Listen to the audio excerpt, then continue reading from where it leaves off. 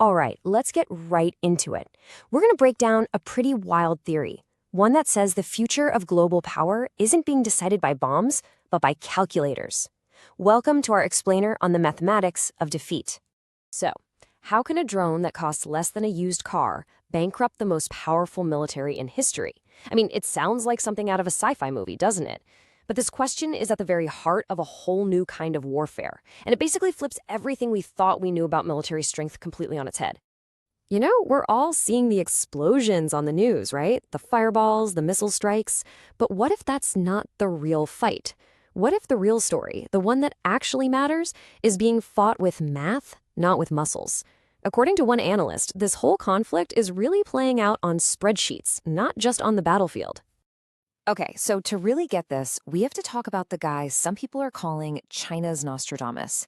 His name is Jiang Xueqin. He's a Yale-educated researcher, and he lays out this whole wild theory on his YouTube channel, which is called Predictive History. So listen to this. Back when Biden was still in office, Jiang made 3 absolutely chilling predictions. First, he said Donald Trump would win the 2024 election. Second, that a Trump presidency would kick off a full-scale war with Iran. And the third prediction was that the United States would lose that war. Now here's the crazy part. In his telling of the story, the first 2 have basically come true. And that has a lot of people holding their breath for number 3. Okay, so how on earth could that even happen? How could the US lose? Well, Jiang's theory, it's not magic, it's not a crystal ball, it's all based on game theory, and just a cold, hard look at the numbers. And it all starts with one absolutely crucial ratio. So on one side, you've got Iran's Shahed drones. They're simple, they're cheap. We're talking maybe 50 grand a pop, and you can make a ton of them. But then on the other side, you have the US defense system firing interceptor missiles that cost, wait for it, at least $1 million. And a lot of the time they fire 2, just to be sure. So think about that. That's $2 million to stop a $50,000 drone. Wow. I mean, when you see it laid out like that, the difference is just staggering, isn't it? This isn't just an unfair fight. It's a financial death trap. America is basically spending a fortune to swat flies. And here's the kicker. You can win every single one of those dogfights in the air and still go completely bankrupt doing it. And this is where Jiang just nails it. He boils the entire thing down to one simple, absolutely devastating idea. For every dollar Iran spends, America spends 60. This is a war of economic attrition. It's about wearing the other guy down financially. It doesn't matter how powerful your weapons are if you just can't afford to fire them anymore. Sooner or later, you just run out of money. Or missiles. Or both. Okay, but the bad math, that's only part of the puzzle. There's a second piece, and it's a huge structural flaw that Jiang says is baked right into the design of the modern US military. He has a great name for it, the inverted pyramid. Think about it. For most of history, winning armies were built like a regular pyramid, right? You have a big, wide base of cheap, flexible ground troops. Solid.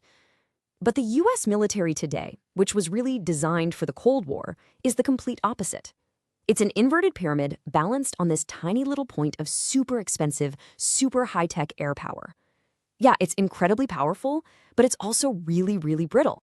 And Jiang even pulls out this amazing historical comparison to drive the point home. He says that if the US tried a long-term occupation of Iran, with all its mountains and a huge population that would fight back, it would be just like the disastrous Sicilian expedition from ancient Athens. I mean, this was a legendary military screw-up, where the powerful Athenian navy got completely bled dry, super far from home, and it led to the collapse of their entire empire. Ouch. All right, so we've got the terrible math, and we've got this flawed military structure. But this is where the theory gets really interesting, because the ultimate target in this whole conflict, it's not a military base, it's not a city, it's something way more abstract and way more important. So here's the big reveal. The whole point of Iran's strategy, according to Jiang, isn't to beat the US military head-on. No way. It's to crash the economic system that pays for the whole thing. We're talking about the petrodollar. You know, this is the system where oil is bought and sold in US dollars, which basically forces every country in the world to keep a bunch of dollars on hand. And that, in turn, props up the entire American economy. And here's how that attack could work, like a series of dominoes. Step 1, you use those cheap drones to hit the absolute lifeblood of countries like Saudi Arabia and the UAE, their water desalination plants. Step 2, Without water, those countries could collapse into total chaos. Step 3, all those billions of petrodollars they plump into the US stock market, that flow of cash just stops. And step 4, without that investment propping it up, the US economy, which is maybe more fragile than we think, crashes. And don't think for a second that first step is a long shot. Get this, a staggering 60% of the entire water supply in the Gulf comes from these plants. They're huge, they're complicated, and they are almost impossible to defend against a swarm of cheap drones. They are the perfect target for this kind of asymmetric warfare. Okay, now we have to pump the brakes for a second. It's a really compelling theory, but we have to look at the other side of the coin here. Is Jiang Xueqin really some kind of prophet who has figured out the future? Or is there something else going on? So you've basically got two competing stories. Story 1 is Jiang's theory. The US is going to lose because of economic attrition. Simple. But then there's story 2, the critique. And this says that Jiang's work is actually super sophisticated propaganda, a kind of soft power, designed to make the West feel like defeat is inevitable, to make them just give up. And the people who believe that, they point to a few things. First off, there are some questions about whether he's even a real professor. He also has a pretty complicated and not always friendly history with the Chinese Communist Party. And here's the really big one. They say the US and Israel have their own secret plan.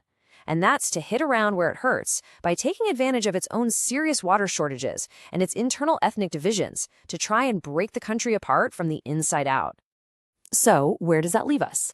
Well, it looks like we're in a conflict where the most powerful weapon might not be a missile at all, but a really good grasp of math and history. And it all comes down to this one giant question for you to think about. Is Jiang's chilling third prediction about to come through? Are we watching the US get a hard lesson in economics that it just can't afford to learn?